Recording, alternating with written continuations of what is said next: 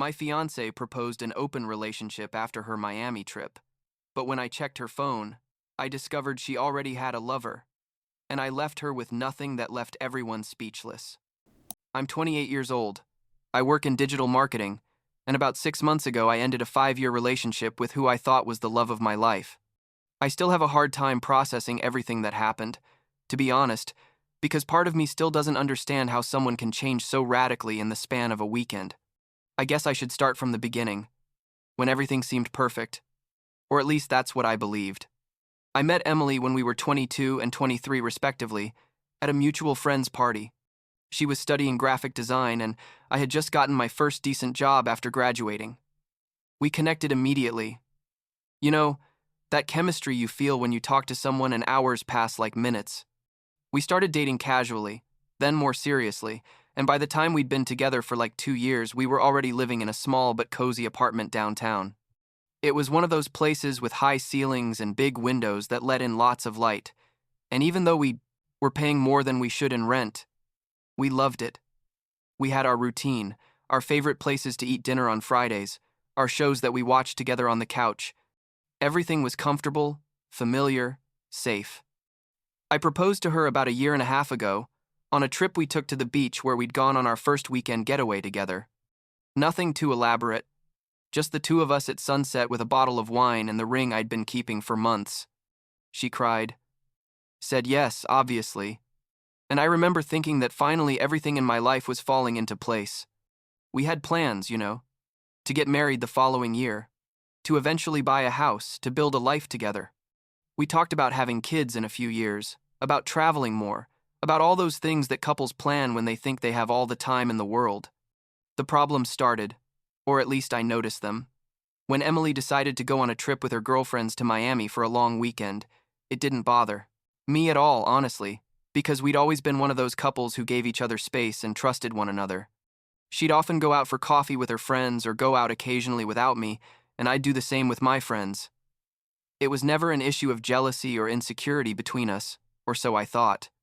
Before she left, she was super excited, talking all the time about the reservations they'd made at restaurants and the clubs they were going to go to.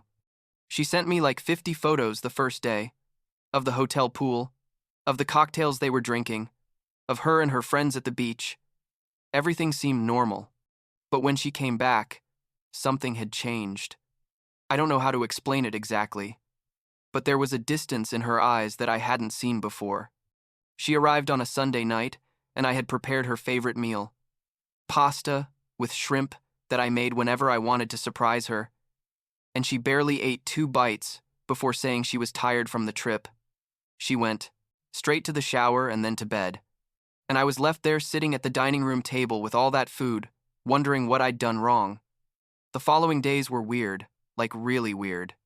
Emily was constantly on her phone, and when I say constantly, I mean she wouldn't put it down even to watch TV with me. Every time I asked her what was going on or who she was talking to, she'd tell me nothing, just work stuff or gossip with her friends from the trip. I wanted to believe her, obviously, because after 5 years together I had no reason to doubt her. One night, like a week after she came back from the trip, we were lying in bed and she was on her phone again.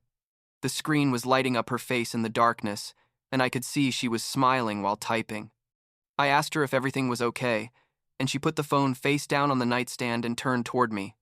She had that serious expression you make when you're about to have an important conversation, and my stomach immediately tied itself in a knot. She said, "We need to talk about something," and I thought maybe she wanted to postpone the wedding or that she'd had some problem at work. Never, not in a million years, would I have imagined what she was about to tell me.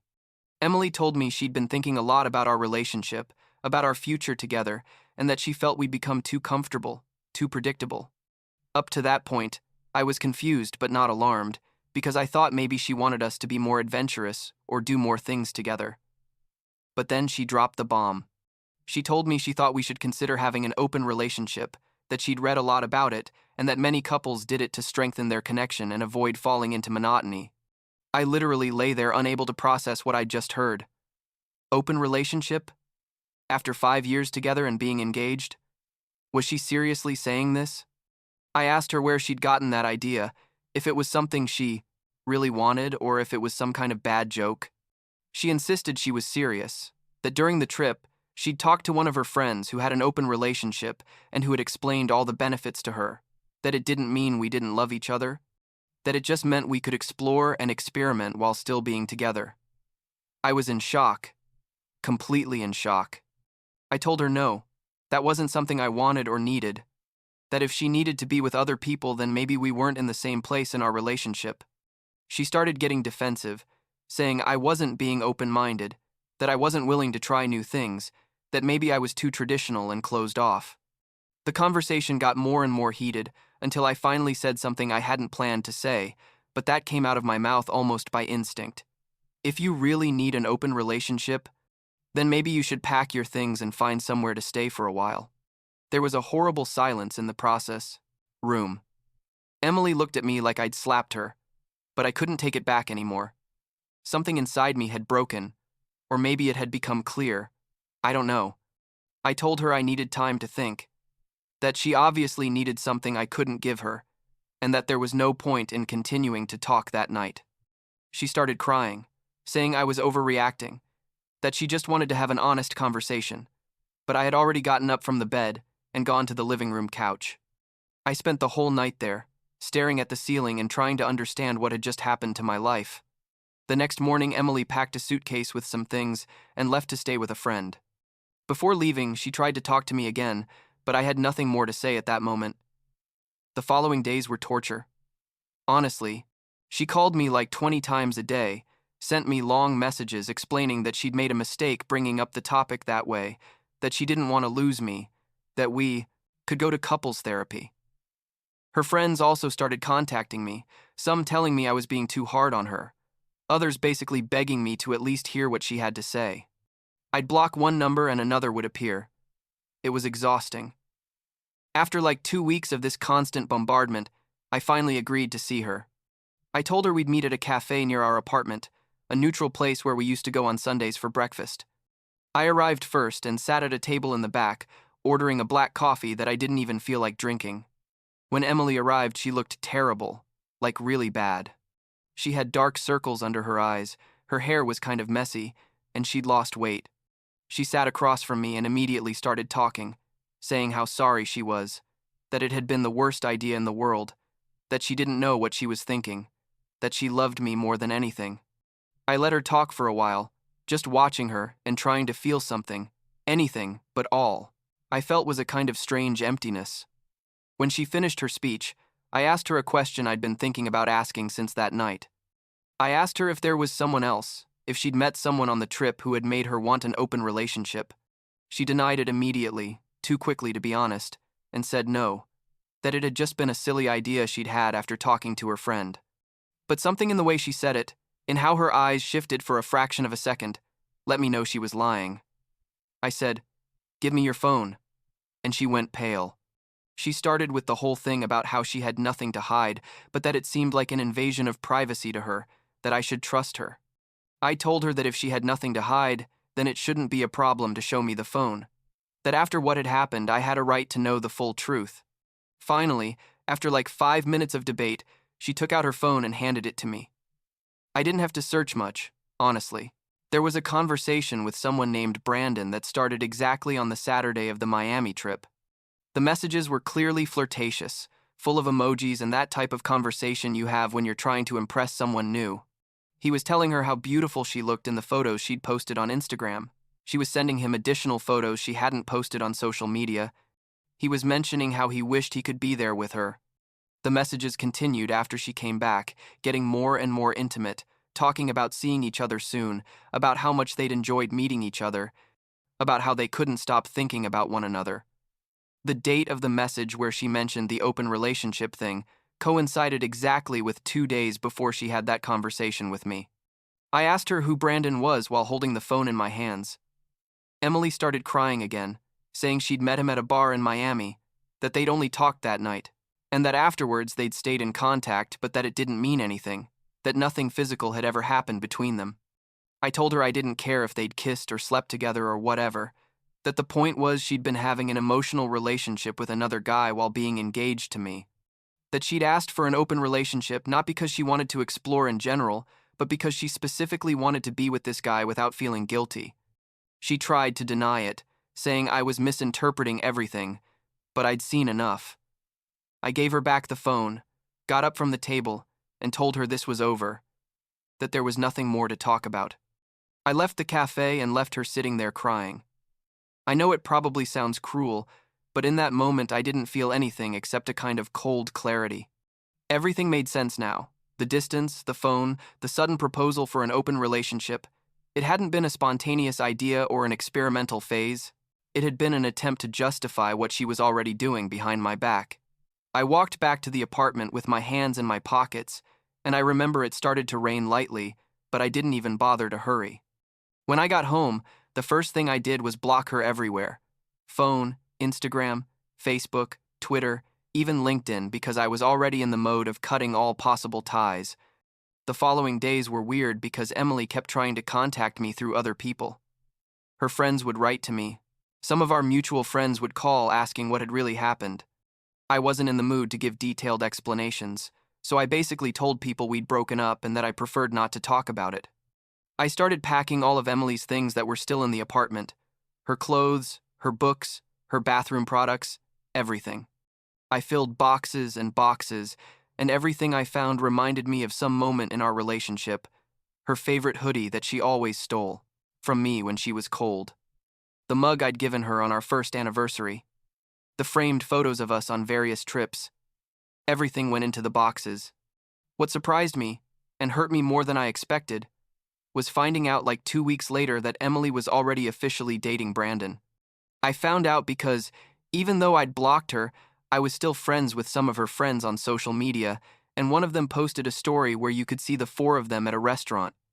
Emily and Brandon were holding hands, and the text said something like, "New beginnings," with a bunch of hearts. I couldn't believe it. 2 weeks. 2 weeks after ending a 5-year relationship, and she was already parading this guy around like it was the most normal thing in the world. I felt sick. I literally had to close Instagram because I felt like I was going to throw up. But here comes the part that almost makes me laugh now, though at the time it gave me a bitter satisfaction, like a week after. Seeing that story, I received a message from a mutual friend saying she needed to tell me something. Apparently Brandon had completely ghosted Emily after going out with her for like a week. He simply stopped responding to her messages, blocked her everywhere, and disappeared. The friend told me Emily was devastated, that she didn't understand what had happened, that she thought she'd really found something special with him.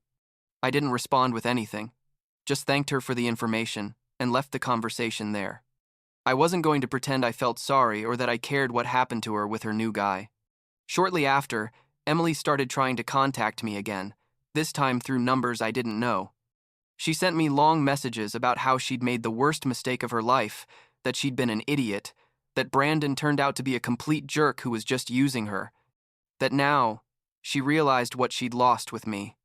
There were messages where she told me she'd do anything to get me back, that she'd go to therapy, that she'd change, that she'd never do something like that again.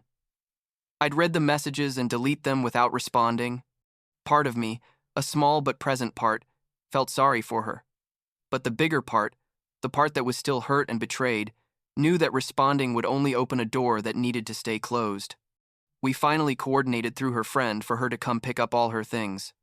I told her I'd leave them in boxes at the apartment door on a Saturday afternoon, that she could come get them, but that I wouldn't be there. I didn't want to see her, didn't want to have another awkward conversation. I just wanted her to get her stuff out of my life once and for all.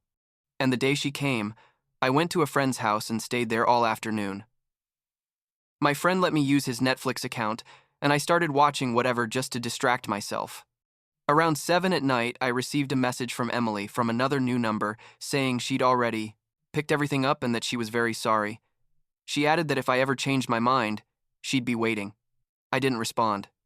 The weeks turned into months, and life started to normalize again, or at least to find a new normal. I canceled the shared subscriptions we had, Netflix, Spotify, even the family gym plan. Every time I canceled something, I felt like I was erasing another piece of our relationship. I also had to make some difficult decisions about mutual friends. There were people who had clearly taken Emily's side, who saw me as the bad guy in the story for not forgiving her or for not giving her another chance. I stopped talking to them, stopped going to gatherings where I knew she'd be. It was weird at first because some of those friends I'd known from before, being with Emily, but I didn't have the energy to deal with the drama or the unsolicited opinions about my life. What made me angriest during that time was finding out that Emily was telling a completely different version of events. According to what came back to me through different people, she was telling everyone that I had broken up with her over an innocent suggestion, that I'd overreacted in a cruel way, that she'd tried to save the relationship, but that I'd refused to even listen to her. She didn't mention anything about Brandon, nothing about the messages, nothing about the real reason behind her open relationship proposal. She was basically painting herself as the victim of an inflexible and unempathetic boyfriend. Part of me wanted to go out and defend my version, to show people the messages, to explain what had really happened. But my friend, the same one who'd let me stay at his place that day, told me something that stuck with me. The people who really matter to you don't need your version because they already know who you are, and the people who don't really know you don't deserve your energy trying to convince them. So, I let Emily say whatever she wanted. Over time, the drama died down. People moved on to gossip about other things. Emily apparently found another boyfriend a few months later, and I focused on rebuilding my life without her. I started going to the gym more often, got into some new projects at work that kept me busy, spent more time with friends who had nothing to do with that chapter of my life. There were difficult nights, obviously, where I'd wake up in the middle of the night and for a second forget we weren't together anymore, or where I'd see something that reminded me of her and feel that sharp pain in my chest. But those moments became less frequent over time. The weirdest thing was, when I finally took down the photos I still had of us, from the bedroom wall. I'd been putting it off because I felt like once I took them down, it would be real, in a definitive way. But one day, I just did it. Took down all the frames and stored them in a box in the closet. The walls looked empty and strange, and I stood there staring at them for a good while. I thought about all the plans we'd made, about the wedding we were never going to have, about the kids we were never going to raise, about the house we were never going to buy together. All of that had vanished in the space of one conversation and some text messages with a stranger from Miami. Now, 6 months later, I can say I'm okay. Not perfect, not completely healed, but okay. There are still days where I wonder how everything could change so fast. How someone you shared 5 years of your life with can basically become a stranger. Sometimes I wonder what would have happened if I'd never asked to see her phone that day at the cafe. If I'd tried to ignore my suspicions and move forward. But I think deep down I know it would have been worse. That living in a relationship where one of you already has one foot out the door is worse than being alone. I've gone on some casual dates in the last few months. Nothing serious yet because honestly I don't know if I'm ready to trust someone that way again. Every time a new girl asks me about my last relationship, I have to decide how much to tell, how to explain what happened without sounding bitter or traumatized.